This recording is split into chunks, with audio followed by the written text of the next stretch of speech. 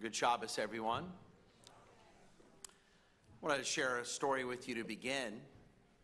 A woman invited some people over for dinner. At the table, she turned to her 6-year-old daughter and said, "Would you like to say the blessing?" The little girl replied, "I wouldn't know what to say."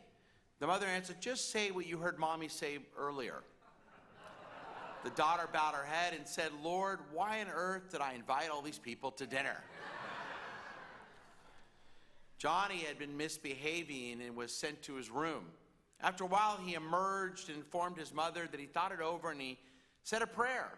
"Fine," said the mother. "What'd you say?" Said the pleased mother, "If you ask God to help you not misbehave, God will help you. That's what you should say." No, the son replied, "I didn't ask God to help me not misbehave. I asked God to help you put up with me." And finally, the children were lined up in the cafeteria of a Catholic elementary school for lunch. At the head of the table was a large pile of apples. And one nun made a note and posted on the apple tray, "Take only one, God is watching." Moving further along the lunch line, at the other end of the table was a large pile of chocolate chip cookies. A child had written a note, "Take all you want, God is watching the apples." Yes, doesn't it seem that children have such an easy time with prayer? No nervousness, no hesitancy, just honest prayers directly from the heart. But what about us as teens and adults? Are we honest in our prayers? Are we comfortable with prayer? Do we make tefillah, Jewish prayer, a serious one? Do we put enough time into what we want to say to God? We can learn from a very unusual occurrence in our Torah portion this week. Of course, we remember that the aging Abraham wants to find a spouse for his son Isaac. He's in his late 30s, he still hasn't found someone, and he wants to help. So he charges his senior servant, Eliezer, not to find a potential wife from where they live, but to go back to where Abraham was from. "Find a woman that you can bring back and will marry my son Isaac before I pass away."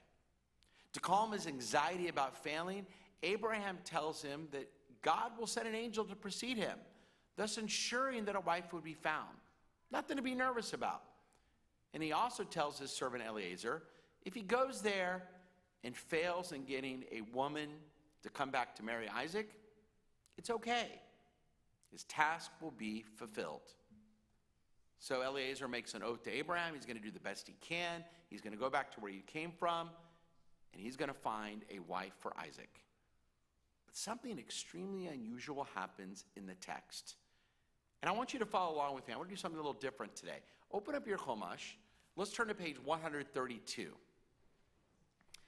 And we go to verse 10. So Eliezer goes back to the homeland, goes to where Abraham's from. How is he going to find this woman? What's he going to do? How's he going to know? It's a big city. How do you go and find the right woman for Isaac? So many of you may remember. I'm reading now in verse 10. Then the servant took 10 of his master's camels, and he set out, taking all with him the bounty of his master, and made his way to Aram Naharaim, to the city of Nahor, where Abraham is from. And Eliezer made the camels kneel down by the well outside the city at evening time, the time when women come out to draw water. So he's in the main square. This is when women come out to water the camels. And he said, and now he offers a prayer to God. "Oh Lord, God of my master Abraham, grant me good fortune this day, and deal graciously with my master Abraham." And as part of this prayer to God, the famous test, right? You've heard this before. "Here I stand by the spring as the daughters of the townswomen come out to draw water. Let the maiden to whom I say, 'Please lower your jar that I might drink,' and who replies, 'Drink, and I will also water your camels.' Let her be the one whom you have decreed for your servant Isaac. Thereby shall I know that that you have dealt graciously with my master. So the test he sets up with, as part of this prayer, is the woman who's the most righteous, right? A woman who says, you know what? I'm not only going to give you water, I'm going to go through the immense trouble of also watering your camels. That's the perfect woman for Isaac. But here's the very unusual part. Go back to verse 12. Vayomar. What's that squiggly line right above the mem? That is a shashelet, an extremely unusual trope. Only appears 4 times in the entire Torah. Now remember, trope was developed centuries ago in the 8th century by the Masoretes. It was their attempt to add punctuation to the Torah. Otherwise, we would just be reading. It was their way to show you and me, what is the Torah really trying to teach us?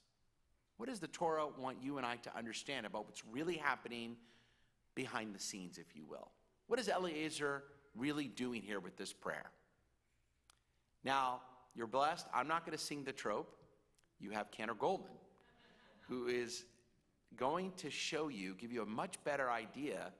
Verse 12, the first word Vayomar, which means, and he said. How does this sound with the shashelet?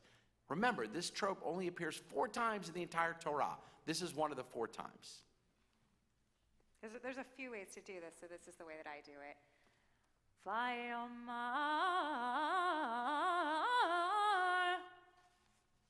So right before the prayer, Pause. and he said, now let's hear it in English, the word Vayomar, which means, and he said. And he said. So it's obvious. Thank you, Cantor. Thank you for saving everyone here from having to hear me sing. So why? Okay, so my question is, this is a very unusual trope, right? Is it a short one? No, it's very long, right? It goes up and down 5 times. It's the longest trope that we have. What does it show us? It shows us many things, but it shows us Eliezer was very hesitant. He was nervous, right? He's about to offer a prayer to God. In this prayer, he's going to tell God this test that he set up, and he's asking God to find favor with him today. Why is Eliezer so nervous? I mean, remember, Abraham told him, don't worry. An angel's going to go with you, make sure you're successful. And by the way, if that angel messes up and you're not successful, no problem. You fulfilled your task. So why the shashelet? Why are the Masoretes put this very unusual shashelet to tell us that Eliezer was so nervous, so hesitant to offer this prayer to God? Why? He shouldn't be. Why is he, though? So the common answer amongst the rabbis over the centuries who really struggled over this was that Eliezer really didn't want to find a woman. Why? Because he has a daughter. He wants his daughter to marry Isaac, right? I mean, you can't blame him, right? Who wouldn't want to be part of Abraham's family? So that's what the rabbis tell us over the centuries. But I want to offer to you today a different perspective. One that I really loved that I heard from my friend, Rabbi Adam Frank. Why is Eliezer so hesitant? I think it makes a lot more sense what I want to propose to you today. Eliezer was very nervous, full of anxiety, not just because maybe he really didn't want to find a woman. He wanted it to be his daughter to marry Isaac.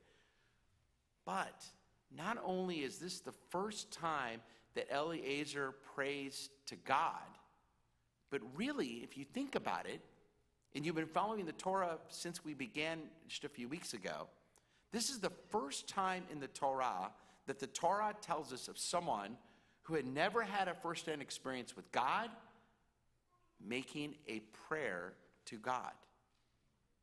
Think about it. Adam, Noah, Abraham, God communicated with them first. Then they speak to God. They actually had it pretty easy. If God's speaking to you from above, directly to you, then for the rest of your life, it's pretty easy to say, hey, God, remember me. You spoke to me. Let me tell you what my prayer is. Let me talk to you, right? But Eliezer has it different. We have no account of God ever speaking to Eliezer. This is the first time that someone who had not been contacted by God contacts God. And in many ways, I would propose to you today that Eliezer is the model for you and me. For those of us who pray to God without God ever speaking directly to us. Now, excuse me if God has spoken directly to you. But just like I think most of us, Eliezer has no direct evidence of God. Eliezer, like you and me, goes by emunah, faith, just like you and I do often. So Eliezer is about to approach the most important moment of his life. Right? Remember, probably doesn't really want to find a woman. He wants it to be his daughter who's not married either. He likes Isaac a lot. He loves Abraham. And he made this oath to Abraham, his master, right? And so what is he going to do? He's going to pray to a God who's never spoken to him. No wonder there's the shashelet. He is really nervous to offer a prayer to God that he's not even sure God is there, but in the most important moment of his life, he wants God to help him, show him favor, direct him.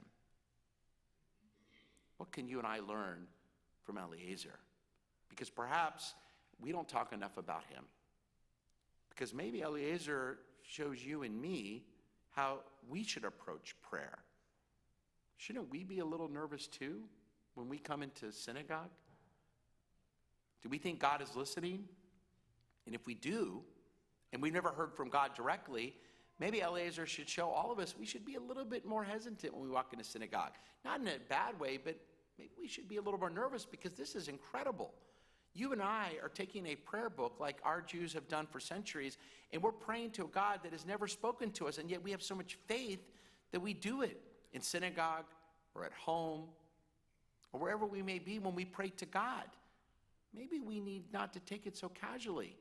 Maybe it's a pretty serious thing going on here.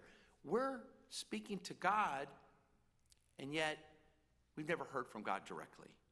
And maybe Eliezer is the model one who prays from a place of faith about God's existence without having absolute knowledge. And therefore, he takes it very seriously. And I think gives us a lot to think about. Maybe it's not Abraham, Isaac, and Jacob all the time, but it's Eliezer, who's a model for us that there's a real process of Jewish prayer going on. Should we be more hesitant, take it a little more seriously when we walk into daily prayer or on Shabbat?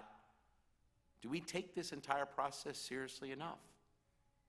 And if we did, maybe we need to take our time, take it slowly, because it's a very serious process, as Eliezer shows us this morning. I leave all these questions for you today to consider as each of us throughout our lives, no matter if we're 13 or 90, no matter our age, to consider as we develop our own relationships with God. Yes, many of us are blessed to have the wisdom of our Jewish tradition develop that relationship throughout our lives. But ultimately, tefillah, the Jewish process of prayer, it's there to help you develop that relationship with God. Is it doing so? And if not, what can you learn this Shabbat from Eliezer and the Shashelet? Shabbat Shalom, everyone.